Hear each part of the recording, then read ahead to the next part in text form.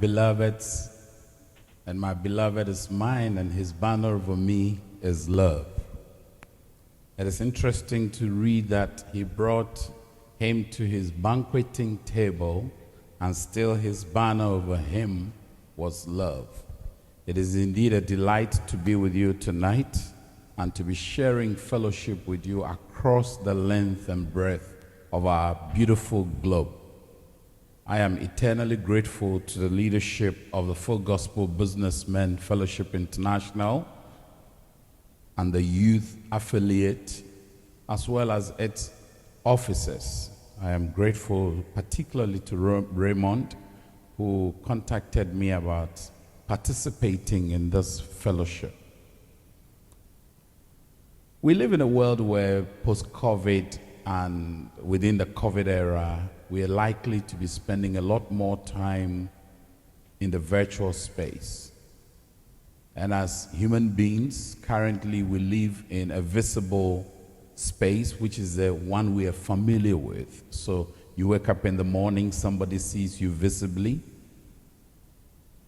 and everywhere you go, you are noticed. So that's visible to the eyes. But now we're getting into a place where there is an intermediary between us using devices and technological platforms. And this would be part of our conversation tonight. So tonight we are speaking to the subject, Google Me. What we have done is to translate all the slides in French to make it easy for our French participants to read along. And so it's going to be part of the quadrant that will be on display anytime you see online. One of my mentors by name, Dr. Walt Muller, who runs the Center for Parent and Youth Understanding, made a very profound statement. And it says, and I quote, "If we don't think consciously, critically, and Christianly about what it means to live and lead on the digital frontier, we will miss our greatest opportunity to teach the emerging generation how to integrate their faith into what is shaping up to be one of the biggest areas of their lives." So clearly this shows that there is the need to integrate our visible life with the virtual life. And so for those of us who are Christians and watching, you know that you are salt of the earth, you are the light of the world, and you are required to be in the world but not of the world. Now that also forms part of your behavioral pattern on social media. This evening's conversation in no way portrays Amos as a cyber security expert or present an academic paper. No.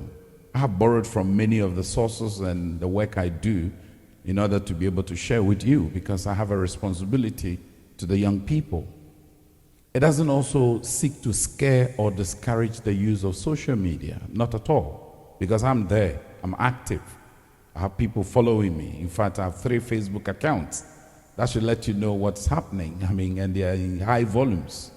I just sent a broadcast to nearly 2,000 people, on WhatsApp. So I am social consumer. Rather, I'm here to inform you, to alert you, to remind you, and to admonish you, the young ones, to maximize your use of social media for more productive and Christ-like endeavors. You see, you can be there forever, but the question is it productive? Is it pushing the Christ agenda? Which is what it is that you're supposed to be doing as a Christian youth.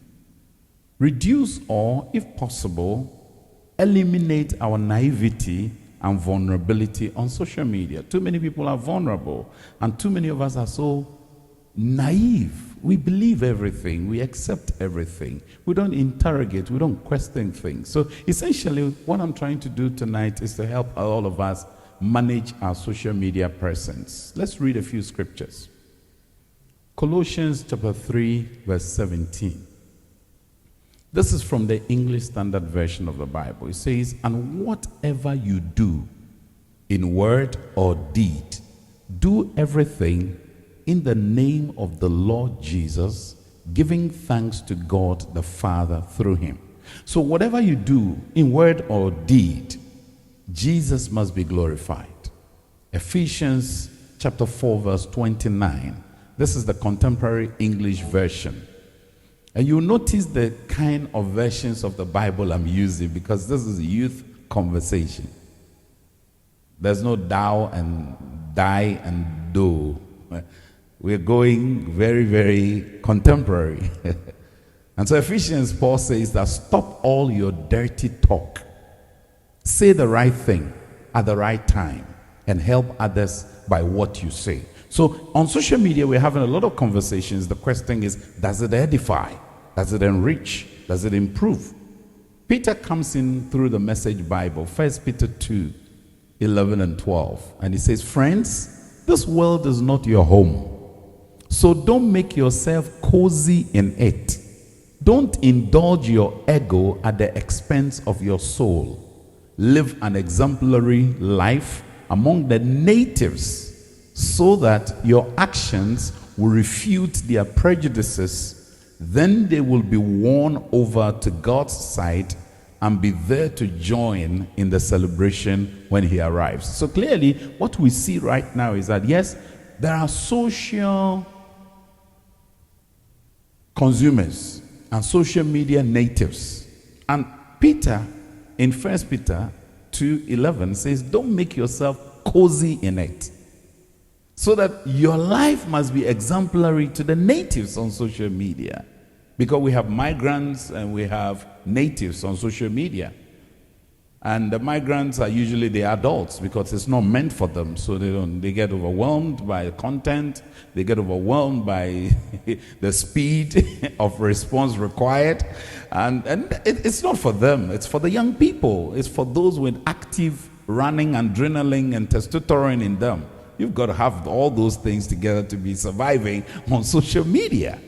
So Paul says to Timothy in the Living Bible, 1 Timothy 4 verse 12, and he says, don't let anyone think little of you because you are young. Be their ideal. Let them follow the way you teach and live, and be a pattern for them in your love, your faith, and your clean thoughts. And take note of the language, clean thoughts. I know a lot of young people who struggle to keep clean thoughts. I recall one time I was in Sweden for a youth meeting, and when I spoke, I asked them to close their eyes. And one boy walked up to me and said, Uncle, I couldn't close my eyes because my brain was awash with porn. I just can't close my eyes because anytime I close my eyes, all I see are nude images, because that's what he consumes. In 2008, I often listen to BBC in the mornings before, because that's when I set the tone for the day. Before I even do my devotion, I wake up at 4:30 every morning, no matter what time I sleep. And I've done that for close to 20 years. And I'm not a young person anymore. If I've spent 30 years working with the youth, I was 20 then. So I'm 50 plus 1 this year. I don't look it, yes. I struggle to look older. The older people reject me and they make me look boyish. And the young people refuse to accept me that I'm older. And I was listening to this guy who is called Kenji. He's an Afro-pop musician from Kenya. And they were interviewing him on the network Africa, the BBC network for Africa. And he made a profound statement because they asked him, why do you play this kind of Afro-pop music? And he made a very, very indelible statement. He says, we are a generation that has never existed before. That's what makes the youth different from the older people. And a young person was speaking to adults and sent this message and said to them, if you are not on social media, you simply don't exist. Because the maxim today, unwritten though, is I share, therefore I exist.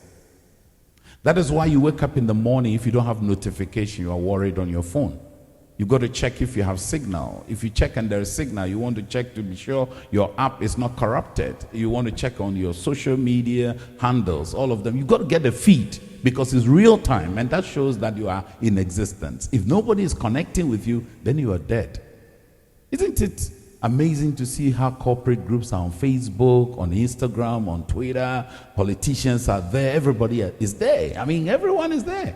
Because if you don't share, you don't exist.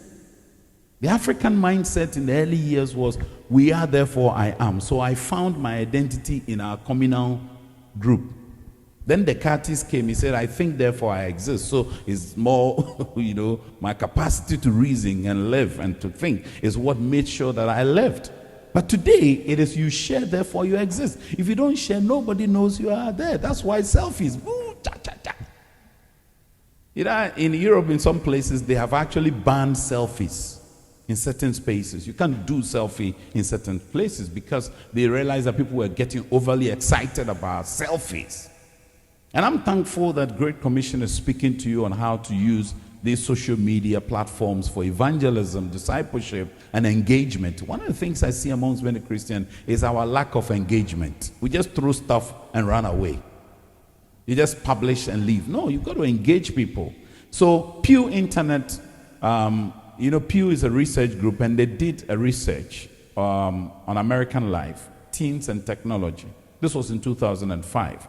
And listen to what they said. The conclusion: teenagers prefer new technology, like instant messaging or text messaging, for talking to friends, and use emails to communicate to old people. So if you're an old fellow, they will connect with you via email, but they are younger folks, they do it through social media, opportunities. And on social media, I have found 4 Fs in English, but in French it has different renditions. French language is very romantic. It's one of the most romantic languages. Of course, my friends in Italy argue with me that theirs is more romantic than that of the French. But French and Italians have a lot in common. A lot. But I've seen that there are fans on social media. People give you fans, cheerleaders. You can also have fun on social media, where it's exciting. You can have friends there. But you can also have foes, enemies. And these are all present on social media. So the question is, why are young people going on social media? I have identified at least a few of them, about 11 of them. The first one is to stay relevant, to connect and hang out with friends. It's cool. Second, to make new friends near and far. You're connecting with people from a distance. I mean, the technologies have given us 2 new languages that they use, techno-friends and fobbing. Techno-friends is technology interference. So for instance, we're in this studio, somebody's phone may start vibrating, ooh, and you hear all the devices, ooh. That's techno-friends, technological interference. Or you're having a conversation, somebody's phone beeps, beep, beep, beep, beep, beep, beep, beep. And then everybody gets distracted. That's techno-friends, technology interference. Then they have what we call fobbing. Fobbing is P-H-U-B-B-I-N-G, fobbing. Fobbing is where a person connects with somebody far away and disconnects with you from close by. So they are sitting with you, they are giggling, they are laughing, you are wondering what the hell is going on. And they don't see you, they don't recognize you, and that's a challenge. It's coming, it's connecting and disconnecting people with so much cheeky ease. And I know husbands and wives who are going through a nightmare, friends and lovers who are going through a hell of a time. So that's it. Then the third reason I have found is to stay connected with friends in order not to miss out on anything. They call it trending news.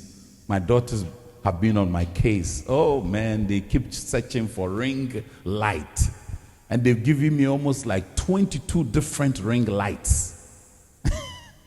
And they are teenagers, so they know how to do all these kinds of things. I ain't good there, but not as good as they are. And they're showing me which one has the best buy. And we discussed it just before I got here. And they are watching, so they are laughing by now. The fourth one is to shape and try on different selves. You see, social media gives you different outlooks at different times.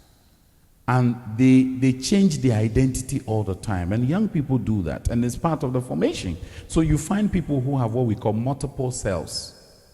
Their self on Instagram, for instance, will be different from on Facebook, will be different from on WhatsApp. The same human being. They have multiple selves. Then you would also have what we call fluid cells. It's like amoeba. It takes the shape of every container. So they are changing all the time. The next day, they package themselves as a footballer. The next time, they package themselves as a politician. Another time as a Christian. Another time as a citizen. That's fluid. Then the one which is scary is what I call fabricated self. They pretend to be what they are not. You're chatting with a guy and actually it's a girl. You're chatting with a girl and it's actually a guy. Because I've had a lot of people send me friend requests. You look at it as a girl, but when you go into it, you discover that's a guy, and you ask them, why are you using a girl's picture? He says, oh, it's one of my friends.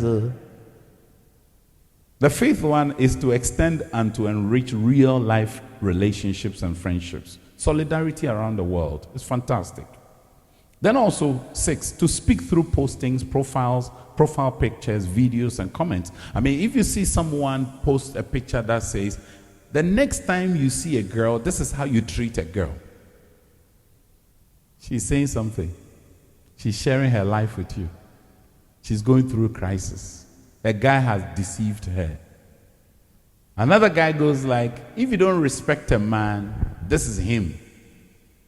They're telling you, they're speaking to the world through the things they say. That's life. That's the new life that we have. And people are sharing and telling you what is going on in your heart, deep emotions. One time I saw one girl, she said, she put on her timeline, someone talk to me. So I sent her a private message. Yesterday I spoke to you about Joseph Principle. I never embarrass people on social media, not at all. I do private engagement. And then I started chatting with her. And I realized that she was going through crisis. She had just received a message from her quote-unquote beloved, as they use on campuses. And the guy says he's changed his mind. And she's going bonkers, which is the commonest issue right now. Attrition rates of relationships have gone skyrocketing. The 7th one I found is affirmation and likes. I mean, people are looking for significance and validation on Facebook and social media. So people are looking at when I post something, how many people like it? And so your whole life is defined by the number of people who like it, the number of people who are following, the number of people who are commenting. Hey! If you live your life like that, you have crisis. You're looking at the Jay-Z's of this world, the Shakiras of this world, and the sports personalities of this world, and you feel bad that you don't have that large following as they do. That's validation, that's affirmation, that's self-concept. Just right there in trouble. Then the 8th reason I found is that it's a place for people to express and vent out anger. People are upset to somebody and then they write stuff about them. You hear what we call trolling. They troll you. They are sarcastic. They are cynical. I mean, they are very mean. They are very abusive. They are very salvo in their nature. They use words that are very harsh against people. And it is there. That's why they express it. Others also show their hurt there. Their emotional pain. You see it. Even the images they use. You put a picture of a girl who was crying with tears without a word. When you look at it, you know she's going through something. You see a guy who is fuming and he puts it there. I mean, my daughter put a lion and eagle and I was asking her, what's the meaning? And she was explaining to me, and, you know, it has a lot of meaning. Everybody has meaning. Images have meanings. And it is said, a picture speaks 1,000 words. That's the power of pictures. So what picture do you have as your profile picture? As your DP? As your cover page? Because they speak about something going on in your life. You can't wish it away. You can't deny it. It's a reality. You put Chelsea's image there. It speaks to somebody that maybe you are in a celebration mood. You put AYF logo there. It means there's conference ongoing. Okay, it's also convenient for the young people. That's the 9th reason. It is easy, it is quick, it is time efficient way of communicating. So everybody is always on WhatsApp or some communication. We are always looking at our devices. Sometimes we pick the device without any notification. Isn't it amazing how we have become? You know, in Japan, they were having some discoveries of people getting sick if they haven't had notification for a while. I mean, that's sad. Also, people go there to gossip. and to flirt. So you have things like sexting, vulgar display, suggestive postings. You see all the images. I saw one young girl, I picked her picture and sent it to her privately. She had her breast hanging and she had opened her eyes with a finger in the mouth. There's a Christian girl. I sent it to her privately. All kinds of gestures, and they show things. Well, some too are there simply because everybody is there. Now, the potential risk on social media is that I know people who have lost jobs because of the things they posted on social media. I know of a young girl who acted a lesbian video joke when she was on campus in one of the universities in Ghana. And years after, she had finished her national service and there was recruitment in one of the financial auditing firms. And this lady tried to apply, and there was a guy in the HR's office who had seen the video. So when he saw the images of the girl being part of the applications, she prompted the HR that this girl has done a video that will hurt our company. Meanwhile, she was the most suited candidate. Unfortunately, they couldn't hire her. And so on the screen, you see people say things like, I'm unemployed due to a stupid personal stuff I put on Facebook. Then the lady says, me too. For me, the man says it was an embarrassing YouTube video. So you've got to be very careful when you're on social media. There are a few things I want you to pay attention to, at least about 6 things I want to draw your attention to. The first one is what I call inappropriate contact. Somebody contacts you and they are a complete stranger. Somebody contacts you and they are trying to bully you. They are bullying you. They are harassing you. That's inappropriate contact. The second one is inappropriate content. These are accidental or deliberate exposures. And you as a Christian have to be careful about that because we have standards. The third one is privacy concerns. You've got to be concerned about how much you expose yourself on social media. How much, especially those who do real-time postings. Because if somebody is targeting you, it's easy for them to track you. And so we've got to be very careful. There's incognito that you can sign up for your browsers, for instance, so nobody knows who you are and where you are. Some of us have our location activated, and now that you have Android applications on laptops and what have you, when your location is active, you'll be seen. Of course, if your location is even deactivated, the security system knows how to find you. That one is security system. That means that you are at risk of the state. But ordinarily, you should be bothered about how private you are when you are discussing. Recently, let me give you an example. I know I'm on Facebook. I shared something with a friend in a private conversation on Facebook. Instantly, Facebook blocked it and said, this goes against our community values. I mean, how on earth can I share something direct to someone and Facebook says, this goes against our community values? That means somebody using artificial intelligence is able to read your private conversations. Some of us think that when we are on social media, we are so safe. So we say all sorts of things and share all kinds of things. So privacy concerns. I want you to Google your name at this point. That's a topic for today. Google me. I know there are a lot of search engines, but let's use Google because it's about one of the biggest and the powerful ones in the world. Just Google your own name right now, wherever you are. Type in your name. I'm giving you 1 minute. Just type your name, your own name. Your school name, you can use your nickname, whatever name you are referred to. Google me. Just Google your name. It's something I do from time to time. At least every month I search my own name to see what is there. Because it will be amazing to you the things you find. And I'm very sure that 3 things I'm going to mention, you will see they are real.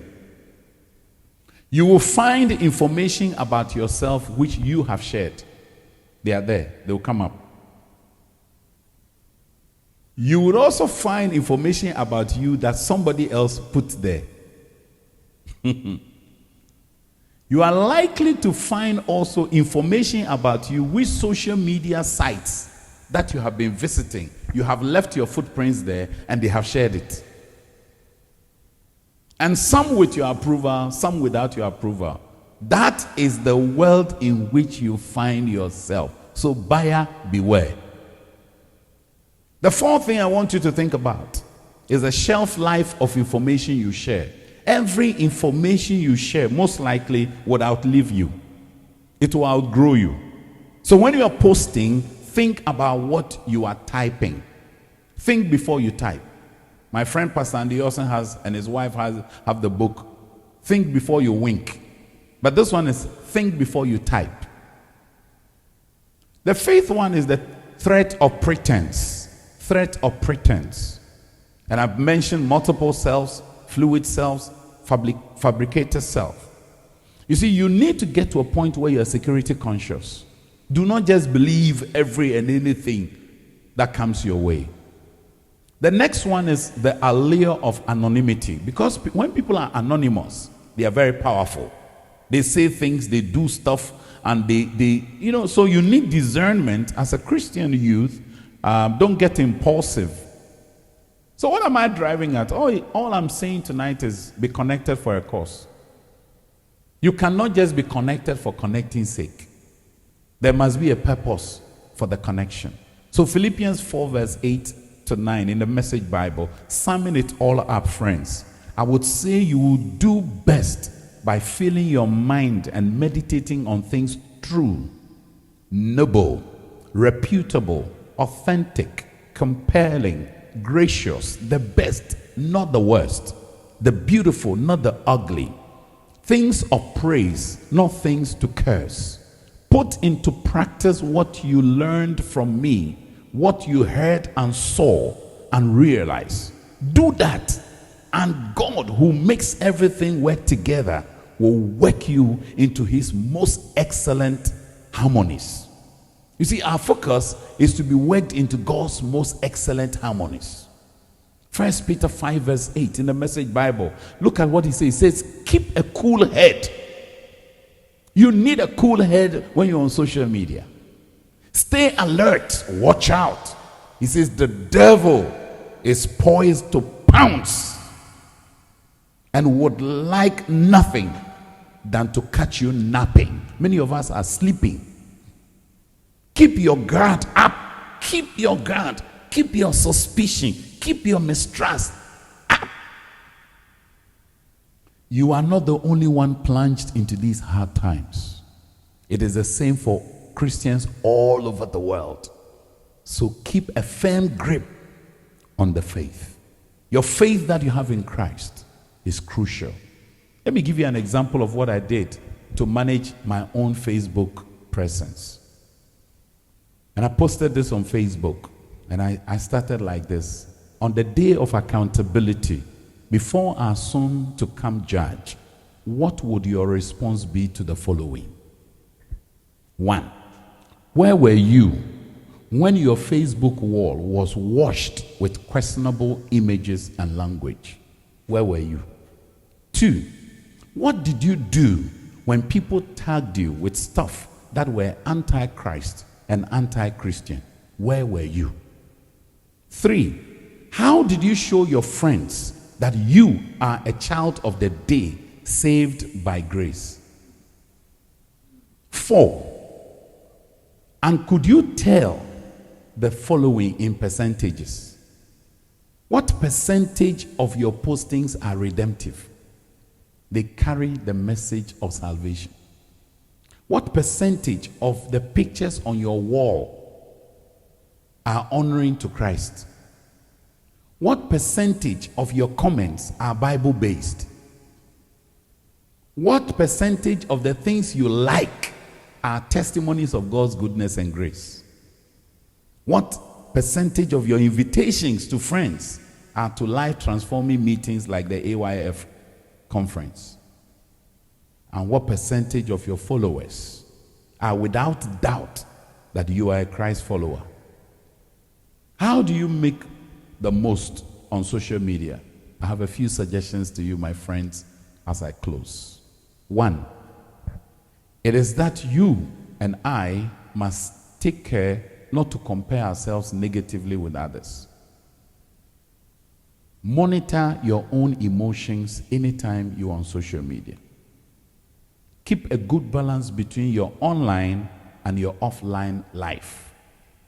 I fast from my phone sometimes. I fast from Facebook. I fast from WhatsApp. Because my belief is that if Jesus was alive in our day, he probably would be fasting from these things. So I learned to practice solitude, solace, stillness, and silence. Because it's very, very important for me. There are days I don't touch my phone. I'm very busy.